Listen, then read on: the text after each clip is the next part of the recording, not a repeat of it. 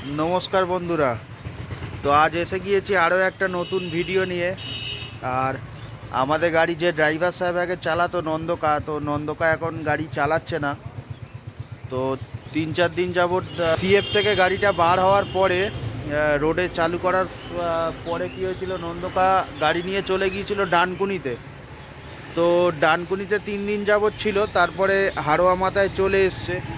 আসার পরে একদিন গাড়ি বসেছিল, তারপর 2 নম্বর দিন যখন ডিউটি করে তো অ্যাক্টিভ চালাবার পরে গাড়ি বিটি হয়ে যায়। তো নন্দকার শরীর প্রচণ্ড খারাপ, কাঁচতে কাঁচতে কী হয়েছে, মুখ দিয়ে রক্ত উঠে গিয়েছে।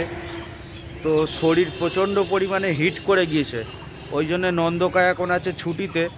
তো নন্দকার হাড়োয়া মাথায় আসার পরে বাড়িতে শোয়া হয়, কিন্তু ডানকুনি মাথায় যখন ছিল তখন তো বাড়িতে শোয়া হতো না, গাড়িতেই শোয়া। তো গরমে শরীর এত পরিমাণে গরম হয়ে যায় যে মুখ দিয়ে রক্ত উঠে যায় কাঁচতে কাঁচতে। তো নন্দকার ইমিডিয়েট ওই জন্য ছুটি করে নিয়েছে, ডাক্তার দেখাচ্ছে। আর আগামী দিনে হয়তো আবার গাড়ি ধরবে। আর এখন আমাদের রোডে নতুন একজন ড্রাইভার দাদা এসছে। তো ওই ড্রাইভার দাদাই গাড়ি আগের দিন চালিয়েছে, আজকেও চালাবে। তো ড্রাইভার দাদা আমার পিছনেই চলে এসছে। বাসুদেব না? তো বাসুদেব দা, তো ওই দাদা কোন কোন রুটে একবার গাড়ি চালিয়েছিল একবার চলুন একবার জেনে নিই। তো আপনাদেরও চেনা পরিচিত হতে পারে, আর রুটগুলোও চেনা পরিচিত হতে পারে। আর গাড়িতে কন্ট্রাক্টারি করছে যে দাদা, সেই দাদা হচ্ছে ভাস্কর দা। এ দাদাও খুব বেশি দিন হয়নি আমাদের রোডে ডিউটি করছে। তো গাড়ির বন্ধুরা টাইম হয়ে গেছে, এখন চলে এসেছি হাড়োয়ার ব্রিজের ওপরে, যেহেতু গাড়ির টাইম 8টার সময় টাইম আছে। আর বাসুদেবদা কোন কোন রুটে গাড়ি চালিয়েছে একবার জেনে নিই। কোন কোন রুটে গাড়ি চালিয়েছ? নিউ টাউন ধুলাগড়, দক্ষিণেশ্বর সাপুজি, আর এই দুটো। আর কতদিন যাব ডিউটি করেছো ওই রুটে? 7 বছর। তো তারপরে আমাদের হাড়োয়া ডানকুনি আসার কী কারণ? তো স্টাফেরা এখন ঘরমুখী হয়ে গিয়েছে, যেখান থেকে বাড়ি থেকে যাতায়াত করতে পারবে। তো সেই মতন জায়গাতেই ডিউটিগুলো খোঁজে, যাতে রাত্রির হলে বাড়িতে শুতে পারে। তো আমাদের রুটে কী হয়, ম্যাক্সিমাম দিন বাড়িতেই শোয়া হয়ে যায়। আর বেশ কয়েকদিনের জন্য একটুখানি ডানকুনিতে 2 দিন 3 দিন একদিনের জন্য শুতে হয়। এখন বন্ধুরা আছি হাড়োয়া পাম্পে, আর এখন সময় হয়েছে ঘড়িতে 8টা। আর প্রচণ্ড পরিমাণে ঝড় হচ্ছে, বৃষ্টি এখনও আসেনি। আর গাড়ি ডানকুনির থেকে হাড়োয়াতে ঢুকে গিয়েছে, হাড়োয়ায় হিসাবপত্র কমপ্লিট করবে, করার পর এখানে চলে আসবে। আর প্রচণ্ড পরিমাণে ঝড় হচ্ছে এখন। আর পাশেই চলে এসেছে আমার ড্রাইভার সাহেব নন্দকার শরীর কেমন আছে একটু জেনে নেওয়া যাক। আর আগে প্রথমের যে ভিডিওটা ছিল ওটা 2-3 দিন আগেকার ছিল, কয়দিন যাবৎ ভিডিও করতে পারিনি। আর 2-3 দিন পরে আবার আজকে ভিডিও করতে এসছি আর কি। আর নন্দকার কেমন শরীর আছে একটুখানি জেনে নেওয়া যাক। তোমার শরীর কেমন আছে বলো? আগের থেকে এখন একটু ভালো আছে। ভালো আছো? ভালো আছে। তো খুব শিগগিরই গাড়ি ধরতে পারবে কি? হ্যাঁ হ্যাঁ হ্যাঁ, ধরতে তো হবে, গরিব মানুষ খাবো কি, এটা তো অবশ্যই। তো নন্দকা বলছে গরিব মানুষ খাবো কি, গাড়ি খুব তাড়াতাড়ি ধরবে নন্দকার, আমারও খুব ভালো লাগছে। আর এত পরিমাণে বন্ধুরা হাওয়া দিচ্ছে, তো ঠান্ডাও লাগছে, এখনো বৃষ্টি সেরকম আসেনি, 2-1 ফোঁটা পড়ছে আর কি। তো এরকম বৃষ্টির ভেতরে আমি মাঝে সাঝেই আসি।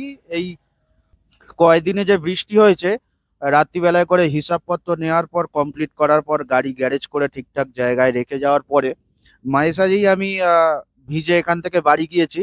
আর রাত্রিবেলায় নন্দকাও ভিজে বাড়ি গিয়েছে। যখন আমি আসতাম না, নন্দকাকে উঠে আসতে হতো গাড়ির এখানে, কারণ নন্দকাকে বলতাম যে কাকা তুমি গাড়ির কাছে যাও, গাড়িটা যেন বৃষ্টির সময়, বিশেষ করে ঝড়ের সময়, গাড়িটা যেন সেফ জায়গায় রাখে, যেন মাথায় ফাঁকা থাকে, গাছপালা না থাকে, গাছের ডাল টাল না পড়ে।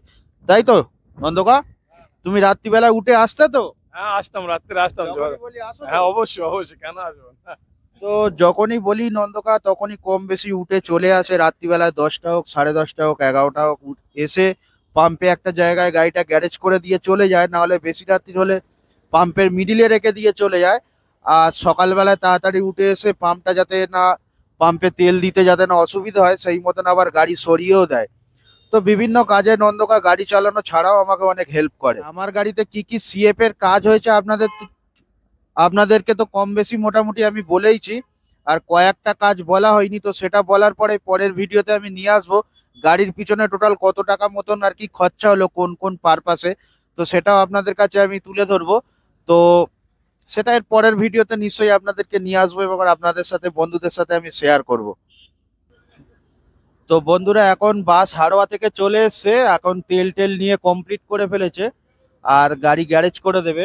ড্রাইভার সাহেব কন্ট্রাক্টর বাবুরাও বাড়ি চলে যাবে আর আমিও হিসাবপত্র নিয়ে বাড়ি চলে যাব। আর এখন মে মাসের 1 তারিখ, আজ ছুটির দিন আর বাজারও একটু ডাউন আছে, গরমকালটা এমনিই বাজার ডাউন থাকে। তো আমার ভিডিও যদি আপনাদের ভালো লেগে থাকে অবশ্যই লাইক করে যাবেন, সাবস্ক্রাইব করে যাবেন আর কমেন্ট করে যাবেন। আর আপনারা যে সমস্ত কমেন্টগুলো করেন আমি সেগুলো দেখি, দেখে পড়ি, পড়ে আপনাদের রিপ্লাই দেওয়ার চেষ্টা করি, প্রচণ্ড ভালো লাগে। আর আপনারা যত লাইক শেয়ার কমেন্ট করেন আমি উৎসাহ পাই, উৎসাহ পেলে আরও নতুন নতুন আপনাদের জন্য ভিডিও আমি নিয়ে আসবো আর নিয়ে আসতে প্রচণ্ড পরিমাণে আগ্রহ পাই। তো আসি বন্ধুরা, আবার দেখাবে পরের ভিডিওতে। আর আমি নিয়ে এসেছি রেনকোট, তো রেনকোট পরে এই বৃষ্টিতে ভিজতে ভিজতে বাড়ির দিকে চলে যাব। আর যখনই এরকম সময় বা হাড়োয়ার দিকে যাতায়াত করি, দিন হোক বা রাতের দিক, রাত্রে, তখনই আমি রেনকোটটা সাথে রাখি, জানি যখন তখন বৃষ্টি আসতে পারে, কারণ এখান থেকে বাড়ি প্রায় 20-22 কিলোমিটার রাস্তা পড়ে যায়।